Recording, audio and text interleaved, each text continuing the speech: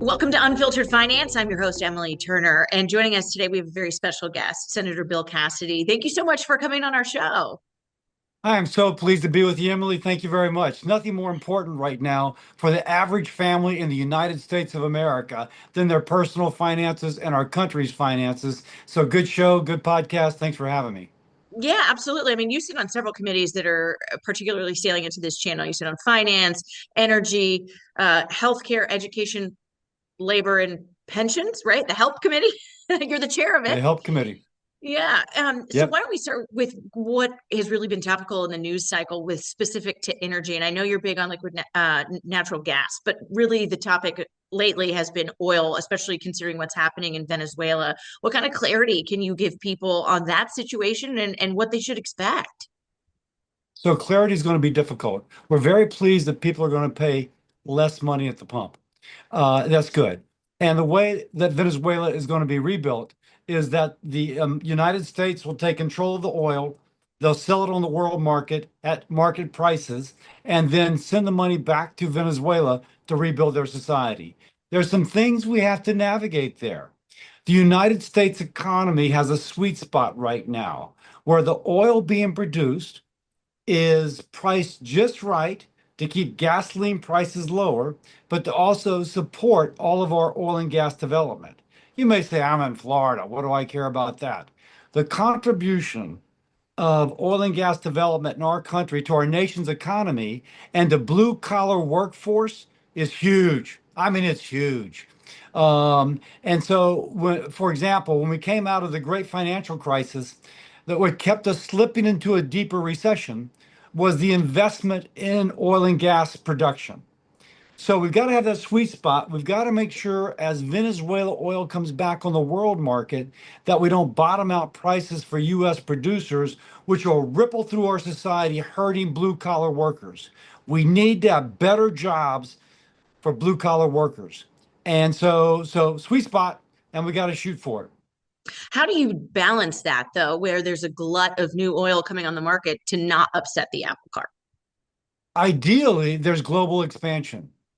Now, I'm a conservative. It's not zero sum. I can get better and you can get better. We see that around the world that when people embrace free markets, both sides get richer. Now we need to embrace that, but not be naive. China will exploit our embrace, put up barriers for our goods to go into their country, subsidize their industry so that our jobs move there. We need an economy that works for everyday families, not just for those in the stock market. Stock market's incredibly important, but it has to work for those people who don't make their living in the stock market. And so we have to have a free market economy, but respect that countries like China will exploit, and we have to adapt to that well as well. I've got ideas on how to do that, but that's how you thread the needle. Well, and that takes me to the next question because you've got legislation that you're working on that would build off of NATO. Why don't you explain a little bit about what that is and how that would work? So I've got several pieces of legislation that I think makes the economy work for everyday families. Let's just stay with the Western Hemisphere, for example, Venezuela. Right now, China is having those Western Hemispheric countries increasingly tie their economy to China. Now, that's to our detriment. It's a national security risk because if China has a base at the tip of Argentina, at I guess, the Straits of Magellan, which they do, that threatens us. If China controls both ends of the Panama Canal, which they do, that threatens us. If China is building a deep water port in Peru, which they are, that threatens us. If we use our trade to tie those countries with us, push out China, we get the trade, which makes us richer, makes them richer, but it also helps our national security. I have a bill called the Americas Act that does just that. And knowing that there's a lot of folks in Florida who prosper from our relationship with Latin America, no better place to talk about it. Florida is so prosperous, and it's prosperous in large measure because it does trade across the hemisphere. So let's just build upon that for the rest of the country. It makes Florida richer, makes our country richer, makes my state of Louisiana richer, and it will make those countries richer too. And by the way, helps blue collar workers, and it pushes China out. That's one bill. I got a couple more, but I'll start with that one. Yeah, okay. Well, one of the things that when I was looking into that legislation talks about bringing manufacturing back onto U.S. soil. How do you see that working out? Yeah, so there's another thing to look at. One way that China takes jobs from the United States, manufacturing jobs, they don't enforce environmental regulations. I had a fellow once tell me we could have set up our company in the United States, or we could have set it up in China. The Chinese told us that we would not have to use environmental controls over there. That improved our return on investment from about 9% to 18.9%. I cannot defend on an investor call not increasing my return on investment from 9 to 18 or 19 we set up in China. They used ignoring environmental regulations to take industry and jobs from the United States and shift it to China. My idea was, okay, wait a second. Let's put a tariff, a fee on goods coming from China that don't meet US environmental standards. And if you put that tariff or that fee relative, kind of roughly equal to that difference in our environmental standards and theirs, it equalizes the playing field, and a company is more likely to set up here than they otherwise would have. Now, the European Union, Australia, South Korea, Japan, Canada, you go down the list, they respect the environment like we do. So we then come up with kind of the rich nations of the world who then team together. We trade among ourselves with common environmental standards. But if a country like China wants to come in to any one of those countries, they pay the fee to any one of those countries. We actually use our relationships and trade to make us stronger, not weaker, to bring China down, not by going to war, because we don't want war, but by peace, by saying you adhere to our regulations, or else you pay the price, but you don't steal our jobs. And that begins to create an economy that works for all Americans. And that's my goal. I want an economy working for all Americans. One of the things that's been a kind of a through line just so far in this conversation and throughout a lot of your policy is supporting labor. 2025 was the worst year for hiring since the pandemic. Does that throw up red flags for you? And if so, By what the way, are they and what do you do 2025 was about it? what? 2025 was what? Repeat that, please. The worst year for hiring since the pandemic.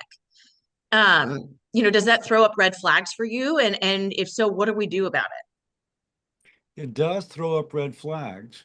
And I think what we do about it are the type of policies which I've just described, in which we create certainty for employers, incentives to build in the United States, and policies which increase the prosperity of the United States doesn't increase the prosperity of, again, one of our geopolitical rivals like China. If we do that, we create more jobs. And not just jobs which are like a job paying low wages, but a job with good benefits, a job that has prospects for the salary increasing, for that salary increasing more than the rate of inflation. I'll give you one just kind of story about this. There's only one aluminum producer left in the United States of America, in St. James Parish. Most of them now are in China. Now, the environmental standards used in China, they're awful. They use coal as a source without putting on scrubbers to take out the SOx and the NOx and all those things you want to take out. And so therefore they lower their cost of production and they put US producers out of business. Now, I'm a free market guy, but I strongly supported and was able to help this company obtain a lifeline from the Department of War because the Department of War wants at least one US producer of aluminum if there is friction with China and they cut us off from aluminum. it? So that's important. So we're supporting the industry in the United States. There's 500 jobs there, union jobs, management jobs, good paying jobs.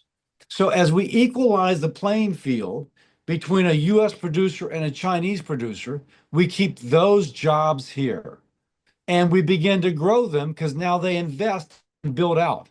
There's no silver bullet, but there's silver buckshot. If you do different things, you can actually improve our economy against our geopolitical rival and for the people in our economy who just haven't done as well recently. One of the other things, and this is interesting from the finance committee standpoint, national debt continues to grow. You know, you're a fiscal conservative. How do you balance that? And is the growing amount of national debt a concern to you? So of course, absolutely. So one way you grow out of it, one way to get out of it is to grow out of it. People don't realize, but debt, our deficit to GDP ratio last year was like 6.4%. This year is 5.9%. It's actually decreased year over year from 6.4 to 5.9. So it doesn't really matter how much your deficit is, it matters how much it is as a percent of your GDP. So first, that's a good thing. We can grow out of it. Secondly, you have to look at what is a driver of our long-term indebtedness. And it's really not how much we spend on defense or roads or bridges. It is the fact that 10,000 boomers a day, and I touch my chest because I'm a boomer, 10,000 boomers a day become eligible for Medicare and Social Security. That's really the major driver of our long-term indebtedness. We've got to fix the fact that Social Security and Medicare are underfunded. And because they're underfunded and so many people are calling upon those resources, those two funds will go insolvent sooner, like in Social Security's case, like 7 years from now. And when that happens, our debt shoots up. I've got a plan to address Social Security. I'm a conservative. I believe in free markets. We can do with Social Security what other countries do with their pension funds, what big corporations like Google and Exxon do with their pension funds, is we set up basically a pension investment fund. This is a finance podcast, lots of sophistication among your listeners. So I'll briefly outline it. If we put $1.5 trillion into a fund, an investment fund, separate from the Social Security Trust Fund, an investment fund, and we invest it in the broader economy, then over the next, I don't know, about 65 to 70 years, and we allow it to grow, there's something called the rule of 72. You divide 72 by the interest rate, and you see how long it takes for your money to double. Conservatively, if you look at the stock market, just the stock market's rate of return since 1929, it's averaged about 8.54%. 8.54%.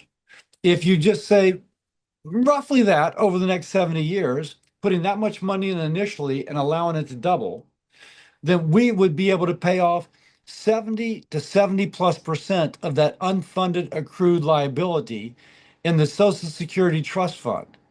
Now, you can say, wait a second, that sounds too good to be true. We've actually done this before. Railroad workers don't pay into the Social Security Trust Fund. They have their own fund called the Railroad Retirement System. In the 2000s, it was going insolvent because there were more workers there are more retirees than workers. We set up this fund and then we started investing in the market. And now 25 years later, we have enough money to pay everybody. Oh my gosh, Emily, I've got to run off because I've got to catch my shuttle to the airport. Okay. All right. Well, Congressman, thank you so much for joining us on Unfiltered Finance. You have a safe flight.